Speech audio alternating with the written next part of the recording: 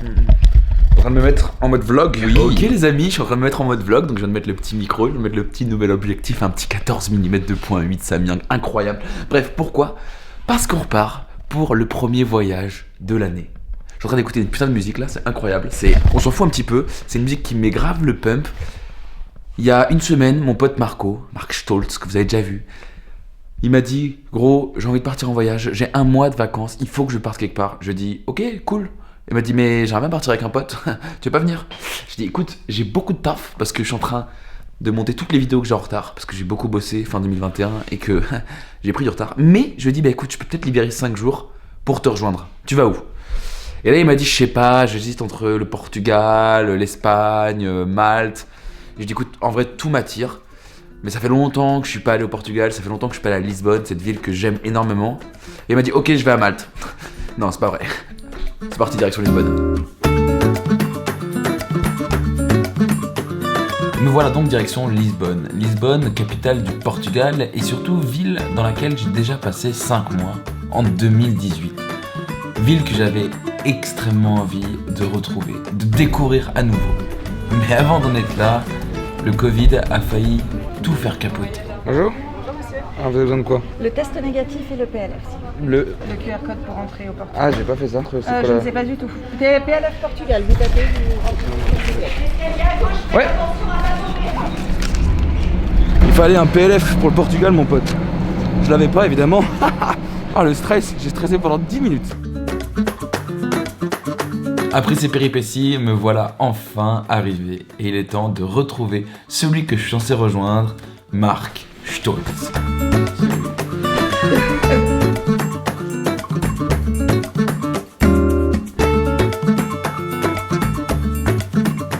Les amis, bienvenue à Lisbonne et j'ai la chance d'être avec un invité spécial qui est Salut, Marc Stolz. Marc Stolz qui habite à Lisbonne depuis Ça fait quoi, 5-6 jours.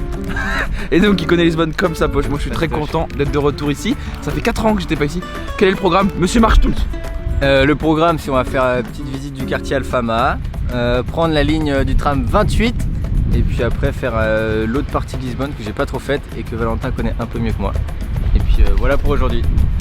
Et puis après on vous dira pour demain, c'est un secret. C'est un secret. Mais l'objectif, mon petit Marc, c'est ce que je voulais faire comme thème de vidéo. C'est grosso modo, je suis là pour 72 heures.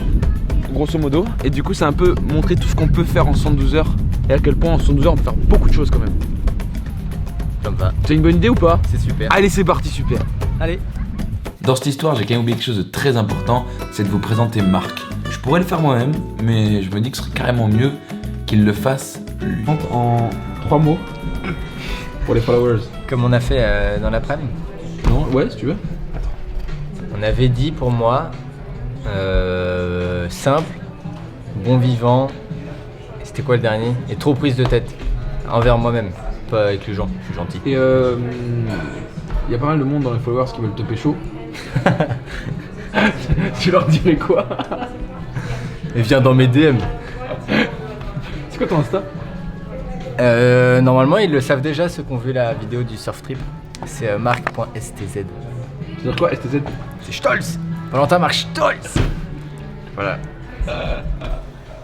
Après avoir passé la matinée à déambuler dans les quartiers emblématiques de Lisbonne, nous nous sommes retrouvés à l'X Factory. Je sais pas ce que c'est, Marc va nous en parler un peu plus. J'en sais rien du tout. Allez, let's go. Bah, c'est une ancienne factory en fait, je sais pas si t'as compris. Et t'as vu, t'as la librairie à côté. Les amis, on est du coup à la LX Factory avec Marc. C'est un endroit, pour moi, un incontournable de Lisbonne. C'est une ancienne factory, usine, qui a été réhabilitée pour faire des petits restos, des petits cafés, des petits ventes d'articles, de vêtements. C'est souvent équitable, fait maison, etc. C'est vachement bien le concept, je trouve ça trop bien. C'est au pied du pont 25 d'Abril. Du coup, une fois qu'on est là, on peut aller enchaîner avec le pont 25 d'Abril. Et même si on a la motive, on peut marcher le long de l'estuaire jusqu'à la Torre de Belém. C'est sûrement ce qu'on va faire cet après-midi. je vous montrerai tout ça de toute façon. Sinon, j'ai remarqué que vous êtes nombreux à regarder ces vidéos et à pas être abonnés. Donc n'hésitez pas à cliquer sur le petit bouton rouge s'abonner.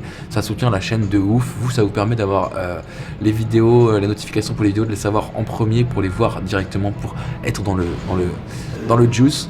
Ça apporte pas grand chose en soi, mais c'est gratuit et moi ça m'apporte beaucoup. Donc on n'hésite surtout pas.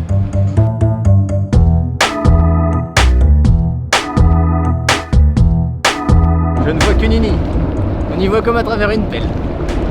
C'est-à-dire? Rien. T'as déjà essayé de regarder à travers une pelle? Les amis, juste là, c'est le pont 25 d'avril, 25 d'avril. Et voilà, c'est tout. J'ai rien à dire de plus, Marco, quelque chose à rajouter? Non mais c'est pas mal hein. Allez, bisous.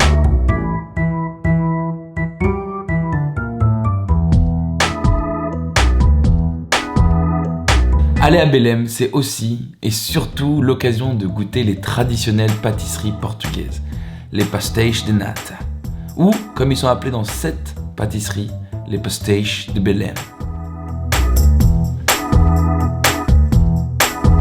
C'est du flan, quoi.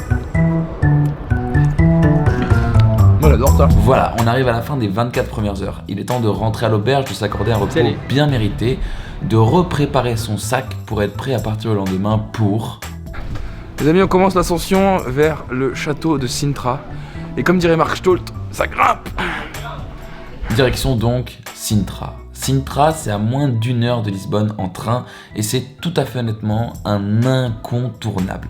C'est un endroit un peu tiré d'un conte de fées, mais peut-être que Marc va vous en parler beaucoup mieux que moi. Tout le peuple français t'écoute. Alors là, tu peux toujours courir. Bon, ok.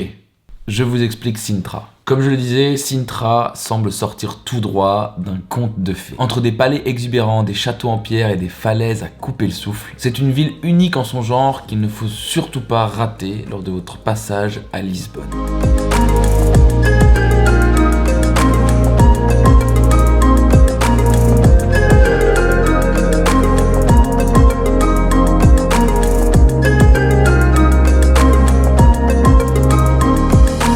Savoir ton avis sur cette petite balade à Sintra, comment tu ressens le truc, est-ce que t'as kiffé, qu'est-ce que tu peux donner comme conseil aux gens qui viennent à Sintra aussi?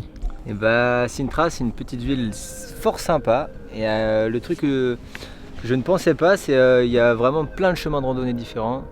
C'est pour finir sur des vues quand même plutôt sympas entre le palace et la croix où on est. Et voilà, et du coup là on a une vue sur Lisbonne de ce côté là, sur le palais là-bas. Valentin a fait des petits plans drone et puis voilà. Et puis demain on va surfer. C'est surtout ça qui est important. Voilà, le prix d'entrée 7,50€ par tête pour le parc des Pennes, pour le château des Morts c'est 8€ de plus, pour l'intérieur du palace c'est 8€ de plus, à peu près. Voilà. Par contre ça vaut le coup de payer les 7,50 pour visiter le palace. Je suis d'accord avec toi Marc, ouais. T'as accès à tout le parc où là on se trouve et vu le taf du parc, vu la qualité du parc, on était d'accord pour dire que ça valait le coup.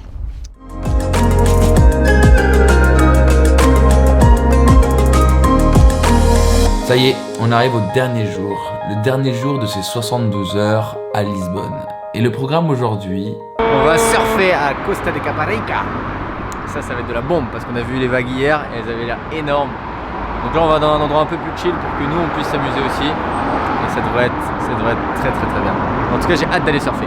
Bon, ça a l'air alléchant comme ça, mais autant vous dire que les bus à Lisbonne, parfois, comme en France, font grève. Sauf qu'on parle pas très bien portugais et on n'était pas forcément au courant. Ça c'est la définition du seum quand on va pas surfer. Après un petit moment de réflexion, on a décidé de continuer dans notre idée d'aller au bord de l'eau et on s'est dirigé vers Cascais. Cascais, Estoril ou encore Carcavelos, c'est à l'ouest de Lisbonne, le long de la côte, et ce sont des stations balnéaires très prisées l'été, mais qui sont très agréables à visiter hors saison. When we wake, hear the birds and see the sun. Side by side our fears are done. Oh, the good times just begun. Ce qui est trop bien en allant visiter cette côte ouest, c'est qu'au retour, le train va vous déposer à Cais do Sodre. Cais do Sodre, juste à côté, il y a le Time Out Market, ou le Mercado da Ribeira. Et c'est l'endroit parfait si vous voulez goûter la gastronomie portugaise de façon facile, simple, et dans un endroit qui est plutôt nice. J'ai soif. con. Qu'est-ce qu'on est con. Pourquoi tu t'arrêtes? Non, bah parce que tu me filmes, ça me gêne.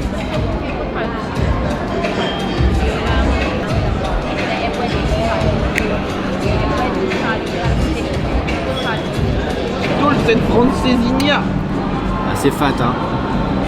C'est costaud. Ceci est une spécialité de Porto à la base. La ville de Porto. Et voilà, on arrive à la fin de nos 72 heures à Lisbonne. Faisons un petit récap de tout ce qu'on a réussi à faire en 72 heures. Alors, en 72 heures, on a fait une grosse partie de Lisbonne à pied. On a été à Sintra, on a été à Cascais, on a mangé au Time Out Market. Ce soir, je sais, mais je le compte quand même.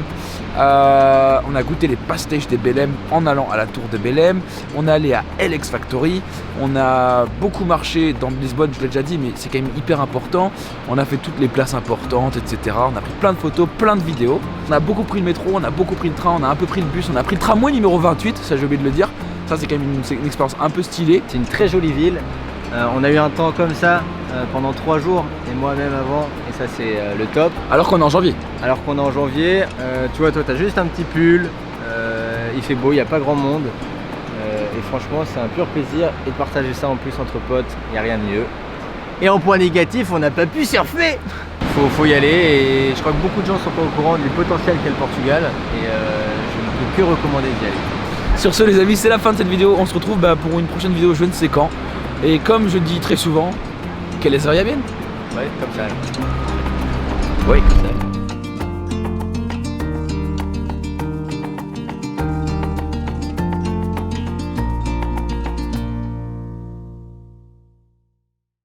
Les amis, je suis désolé, faut que je vous embête avec ça, mais Mark Stolz, il a un vrai complexe d'infériorité et il se trouve moche.